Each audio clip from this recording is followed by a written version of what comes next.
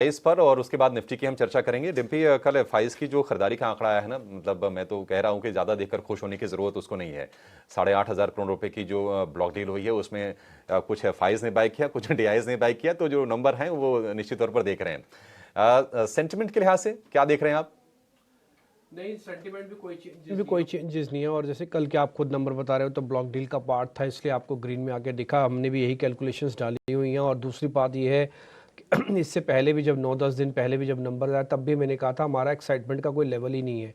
भले आप कुछ दिनों बाद लेके आए, हमारा एक्साइटमेंट का लेवल कब आएगा? तब आएगा जब आप क्रिटिकल लेवल्स को क्रॉस करके बंद करोगे। बॉस, आप तो 23,000 ही नहीं पा रहे हो। आपकी सेकेंड डे क्लोजिंग हुई है 23,000 के नीचे। 23,000 के नीचे आप सेकेंड डे क्लोज करके गए हो कल भी। आप भले ही 14 पॉइंट्स है, कहने को 14 पॉइंट्स होते हैं बट 14 पॉइंट्स है।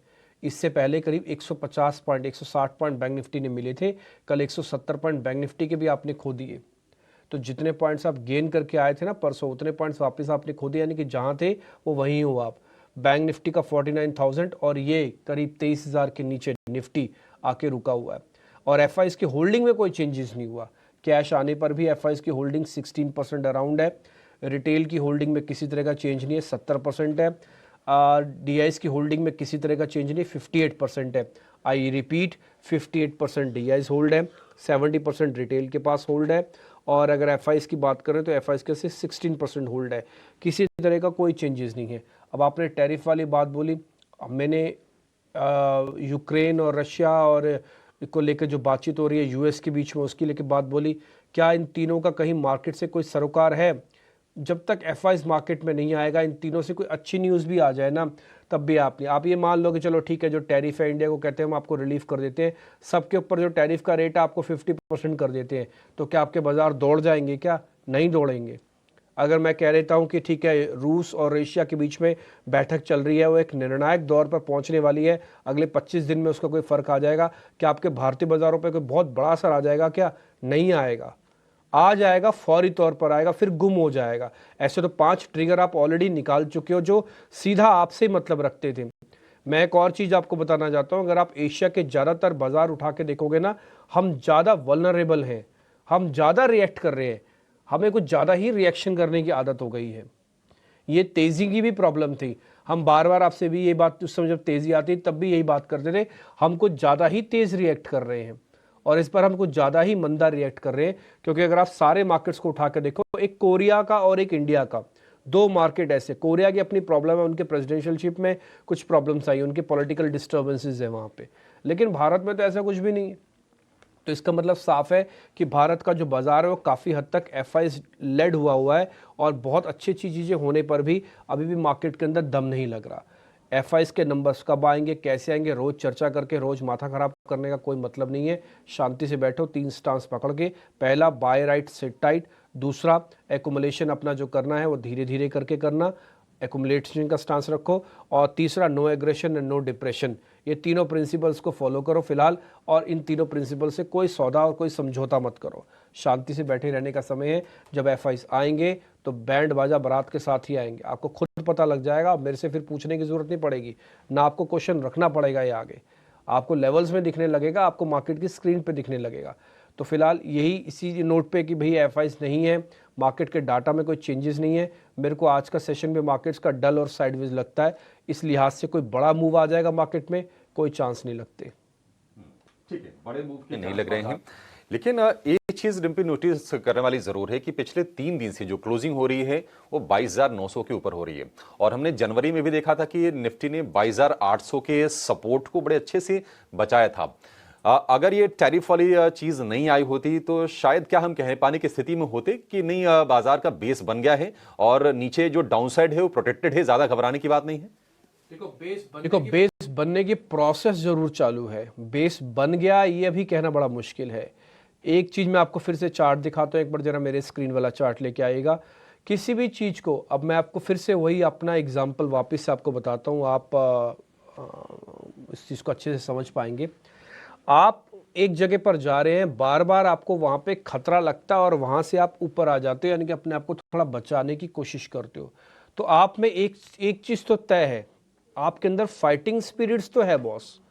आप अपने आप को उस जगह से बचाते तो हो आप, ठीक है, ये चार्ट बताने के लिए था। ये अप डाउन स्विंग है जो पूरे अक्टूबर से लेकर अब तक का है। ये पहली बार का पैनिक है, ये सेकंड बार का पैनिक है और हमने थर्ड बार का पैनिक भी यहीं आके रोका है। ऑलमोस्ट मैं इसको 2 बार का कर देता हूँ क्योंकि वो बैक टू बैक था, लेकिन अभी भी एक बार का पैनिक हम और देखेंगे। टेक्निकल्स में ये कहा जाता है कि कम से कम 3 बार किसी चीज़ को देखा जाए और उसके बाद वो हिट आउट करती है, या तो ब्रेकआउट कर देगी या तो ब्रेक डाउन कर देगी। तो मैं एक बार और 22,800 को मानता हूं कि शायद मार्केट एक बार इसको टेस्ट करेगा, लेकिन वो करेगा तो इस बार डिसाइसिव मूड में आएगा। बस बहुत हो गया यहाँ पर भी, अगर बहुत हो गया ऊपर तो बहुत हो गया यहाँ पर भी। यहाँ पे भी हम अपना एक बेस सा बना देंगे। अगर ये नहीं टूटता है इस बार, अगर इस बार हम अटेम्प्ट करते हैं 22,800 की और ये नहीं टूटता तो ट्रस्ट में शायद हो सकता है ये आपका नियर टर्म का बॉटम बन जाए। अभी कहना जल्दबाजी है, इसलिए मैं बहुत ज़ोर से बात रखूंगा नहीं आपके सामने, लेकिन हाँ, आपने क्वेश्चन पूछा बेस का, तो मैंने बेस के ही हिसाब से मैंने आपको समझ बताई है और डाटा बताया। एक और चीज़, मैं ऑप्शंस का ट्रेड भी देखता हूँ, ऑप्शंस चेज वगैरह में 23,000 की कॉल में ज़बरदस्त राइटिंग हो रही है, यानी कि 23,000 आपको अचीव ही नहीं होने दे रहा है। और ये 20 तारीख वाली कॉल की मैं बात बता रहा हूँ, जो कल डेरिवेटिव एक्सपायरी है वीकली निफ्टी की होनी है, तो उसकी कॉल के अंदर ना जोर की राइटिंग है। तो आपको ना 23,000 पाना भी सेलिब्रेशन करना चाहिए, क्योंकि 23,000 भी अगर आप पा लेते हो 2 दिन के बाद, आज तीसरा दिन है, आज भी अगर आप पा लेते हो ना, तब भी आप एक राउंड के मंदड़ियों को सिस्टम से बाहर निकाल दोगे। बहुत बड़ी चीज़ तो नहीं होगी, बट हाँ, एक कॉन्फिडेंस का लेवल आप 10% 5% अपने अंदर जोड़ लेना, ये पॉइंट भी मैं आपको बताऊंगा। अब आ जाते हैं जरा निफ्टी के लेवल्स पे। कल निफ्टी ने 23,000 के नीचे क्लोज किया, 22,800 का पैनिक बॉटम है, मैंने ऑलरेडी आपको बता रखा है। तो 22,800 आपका पहला सपोर्ट एरिया है, 22,700 भी आपका सपोर्ट एरिया है, क्योंकि 800 का लेवल सारी दुनिया जानती है, सब लोगों को पता है, ये मैं और आप भी जानते हैं, जिनको टेक्निकल्स का भले ही थोड़ा बहुत भी आता हो, लेकिन जिनको बहुत आता है वो भी 22,800 की इंपॉर्टेंस समझ रहे हैं इस समय। तो इसलिए 100 पॉइंट का हम एरियर दे देते हैं इसके अंदर कि भाई ठीक है 100 पॉइंट और नीचे जाने दो। तो आप 22,700 22,800 का एक सपोर्ट एरिया है। ऊपर आने पे 23,000 की कॉल में जोरदार राइटिंग है और एक नियर बाय की कॉल में राइटिंग है, यानी कि नियर बाय एक्सपायरी पे राइटिंग है। इसलिए 23,000 के ऊपर आने पर भी आपको सेलिब्रेशन करना चाहिए, थोड़ा बहुत करना चाहिए, ठीक। तो 23,000 के ऊपर की क्लोजिंग मस्ट है आज में और कल में। अगर ये नहीं आती तो ट्रस्ट मी, आप 22,800 को ना केवल टेस्ट करने के लिए जाओगे, कोई बड़ी बात नहीं, वापस भी तोड़ दो। मैं कहना नहीं चाहता, लेकिन करूं क्या, जो दिख रहा है वो बोलना ज़रूरी है, ठीक। अब आते हैं ऊपर के लेवल्स पे, कहाँ पे ठीक होते जाओगे। मैं ऑलरेडी आपको बता चुका हूँ, 23,000 को सेलिब्रेट करना। अगर 2 दिन में 23,000 आप पा लेते हो, क्योंकि एक्सपायरी का इम्पैक्ट आएगा, उसके बाद 23,200 से रेजिस्टेंस से शुरू हो जाएंगे, 200, 350, 450, 550, 650, 800, इस तरह करके चरणबद्ध तरीके से आप बंधे हुए हो। आप इसको बंधन को तोड़ने के लिए बहुत हिम्मत, बहुत शक्ति, बहुत मेहनत, बहुत सारी चीज़ें चाहिए, और एक दिन में नहीं होगा, एक हफ्ते में नहीं होगा, एक सीरीज में नहीं होगा, तो आप लंबा जाएंगे। कल परसों भी आप मेरे से क्वेश्चन पूछ रहे, तो मैंने आपको चार्ट में बकायदा एक चीज़ दिखाई थी। अगर हम टूटते समय, हमको 5 महीने लगे हैं, हम अक्टूबर से लेकर आज फरवरी के बीच में खड़े हैं, हमने अगर बढ़े भी इसी स्पीड से, जिस स्पीड से टूटे हैं, तब भी हमको 5 महीने लग जाएंगे उस जगह पहुंचने में, और एक बड़ा समय होता है 5 महीने, आपसे रुका ही नहीं जाएगा। और मैं आपको सच्ची बात बताऊं, अगर आप यहाँ से सिर्फ 1000 पॉइंट ऊपर निफ्टी कर दो ना, मैं आपको लिख के दे सकता हूँ, जो रिटेलर का 70% लॉन्ग खड़ा है ना, ये घट के 60% हो जाएगा। FIs का बढ़ेगा नहीं बढ़ेगा मेरे को नहीं मालूम, लेकिन रिटेलर्स का लॉन्ग पोजीशंस घट जाएगा। वजह, रिटेलर्स को एग्जिट चाहिए, अब बहुत हो गया, वो भी थक चुके हैं यहाँ पे, और रोज रोज अपने पोर्टफोलियोज को देखते हुए। तो आइदर या तो उनको मार दो या तो उनको चला दो, कुछ तो करो। ऐसे बीच में फंसा दिया है चैम्बर में कि वो रोज की रोज दुख ही पाते हैं और बड़ा दुख पा रहे हैं। ठीक है जी, जैसे हो रहा है सो हो रहा है, लेकिन आप 3 प्रिंसिपल को फिर से ना भूलिएगा। No aggression, no depression, accumulation के स्टांस को रखिए, और तीसरा छोटा मोटा वॉल्यूम रखना, buy right and sit tight करके रखना। बस ये पॉइंट से कहने के लिए ऑप्शंस ट्रेडर्स थोड़ा एक्टिव रहे आज और कल, खासकर निफ्टी के ऑप्शंस ट्रेडर्स। एक और चीज़ आप फील करते होंगे मार्केट में, इसी के साथ मैं कंप्लीट कर देता हूँ, वो फील करते हैं आप, बहुत वाइल्ड स्विंग्स आते हैं, एक ही 5 ही मिनट के अंदर जुप करके मार्केट ऊपर आता है, 5 ही मिनट के अंदर जुप करके मार्केट नीचे भी चला जाता है। ये वाइल्ड स्विंग्स की आपको आदत डालनी होगी।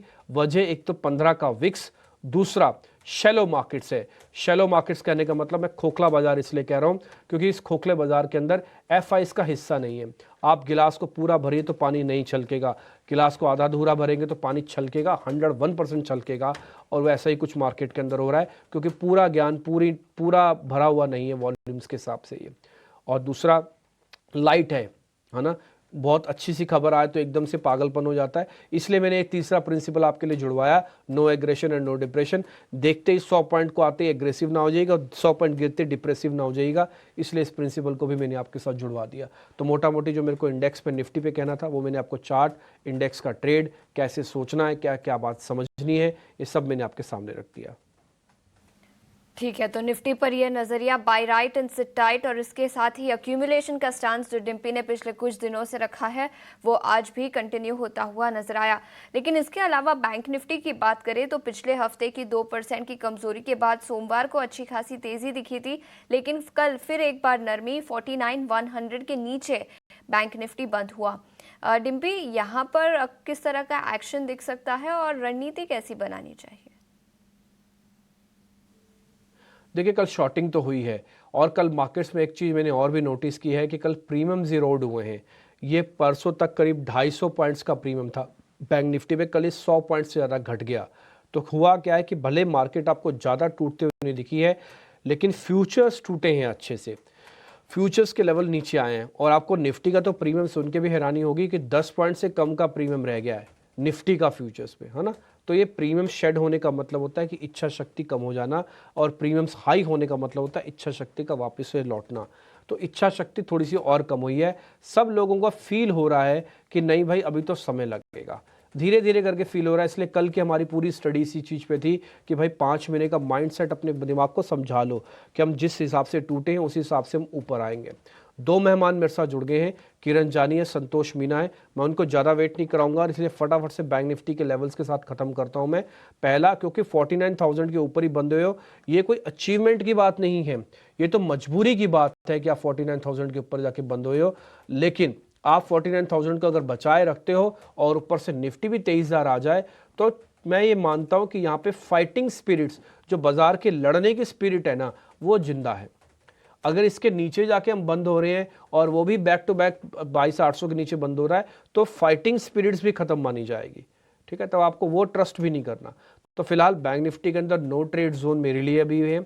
मैं या अच्छा, नो ट्रेड कहने का मेरे मतलब है जिनके पास सौदे हैं उनके लिए कोई सौदा नहीं है, ना तो एवरेज का सौदा है, ना ही उनको किसी तरह का और भर भर के कुछ माल लेना है, ना ही यहाँ पे बेचना है, ये पॉइंट भी है। अच्छा, जिनके पास नहीं है वो तो लकी एनफ है, वो तो इतने लकी हैं कि पूछो मत। अब वो जिस भी लगे पर आ रहे हैं उनका रिस्क रिवॉर्ड काफ़ी अच्छा है। छोटे छोटे स्टॉप लॉसेस के साथ जिनके पास माल नहीं है और जिनको स्विंग करना आता है वो करें। जैसे मैं इसी का एग्जांपल देता हूँ, 48,800 का स्टॉप लॉस डाल दो, आप 49,000 पे माल ले लो, ठीक है, 49,300 पे माल भेज दो। ऐसे करके 300-300 रुपये कमाओ, क्योंकि बड़ा पैसा नहीं आएगा, बड़ा पैसा लेवल्स के ब्रेकआउट करने पर ही आएगा और एफआईज की होल्डिंग के साथ ही बनेगा। दोनों चीज़ें एब्सेंट है, रेजिस्टेंस भर भर के हैं और एफआईज की होल्डिंग है नहीं। और हम बात करते हैं कि भाई बैठकें चल रही हैं और ये सब चल रहा है, टैरिफ हो रहा है, इन सब का कोई मतलब नहीं है, क्योंकि आपके बाजार में जो चीज़ चाहिए वो एब्सेंट है अभी भी। संतोष मीना मेरे साथ जुड़ चुके हैं और साथ ही किरण जानी है। संतोष सर शुक्रिया, थैंक यू वेरी मच समय देने के लिए, और किरण सर आपका भी शुक्रिया, थैंक यू वेरी मच समय देने के लिए। डबल थैंक यू इसलिए भी क्योंकि आप बड़ी शांति से, शालीनता से बैठ के जो हम बात रख रहे होते हैं उसको भी सुनते हैं। अमूमन आप हमसे ज़्यादा समझते हैं, ज्ञान रखते हैं, लेकिन फिर भी आपकी तारीफ इसलिए करनी होगी क्योंकि आप हमको भी समय दे देते हैं अपनी बात रखने का। संतोष सर, मैं आपसे कर रहा हूँ शुरू। निफ्टी और बैंक निफ्टी को आपके सामने हमने जो पॉइंट रखे, अगर हम कहीं भी गलत हैं, हम्बल रिक्वेस्ट है आप उसको थोड़ा करेक्ट कीजिएगा और बताइएगा कि क्या स्टांस होना चाहिए sir. Yes Dimpy, good morning and good morning everyone. So आपने बहुत अच्छे से समराइज किया सभी पॉइंट्स को। हम मार्केट देखें तो पिछले कई दिनों से इसी 22,800 के आसपास स्ट्रगल कर रहा है। निफ्टी की बात करें, बैंक निफ्टी दोनों ही अपने 20 डे मूविंग एवरेज के ऊपर नीचे ट्रेड कर रहे हैं, तो इंट्राडे में हमको वीकनेस देखने को मिलती है। लेकिन वही जो 22,800 से 700 का बैंड है, वहां से फिर से एक शार्प रिकवरी भी आती है। तो ये मार्केट एक जो क्विक ट्रेडर है उनके लिए है, एक कोई क्लियर डायरेक्शन नहीं है। तो जो कंजर्वेटिव ट्रेडर्स है बेटर है वो अवॉइड करें इंडेक्स को ट्रेड करना, लेकिन जो छोटे मूव्स पकड़ने में माहिर है, लोअर लेवल से बाइंग करने में या ऊपर से सेलिंग करने में, उन्हीं को ट्रेड करना चाहिए। तो इंडेक्स पे अवॉइड की सलाह है। जैसे ही निफ्टी अपने 20 डे मूविंग एवरेज के ऊपर निकलता है तो फिर हम एक शॉर्ट कवरिंग की उम्मीद कर सकते हैं। सिमिलरली अगर बैंक निफ्टी अपने 20 डे मूविंग एवरेज के ऊपर निकलता है तो वहां पे भी एक शॉर्ट कवरिंग की उम्मीद कर सकते हैं, जो अभी 49,400 है। अगर 49,400 क्रॉस करता है तो हमको एक तेजी देखने को मिल सकती है टुवर्ड्स 49,800। लेकिन इन केस निफ्टी डिसाइसिवली अगर 22,000 ये 800 के नीचे क्लोज होता है तो फिर रिस्क खुलेगा मार्केट के लिए डाउन साइड का। बट फिलहाल के लिए Nifty bank Nifty no trade zone में स्टॉक स्पेसिफिक अप्रोच रखना चाहिए। कुछ रखने की सलाह, निफ्टी और बैंक निफ्टी पर कोई ट्रेड ना करे, ऐसा संतोष जी का कहना है। लेकिन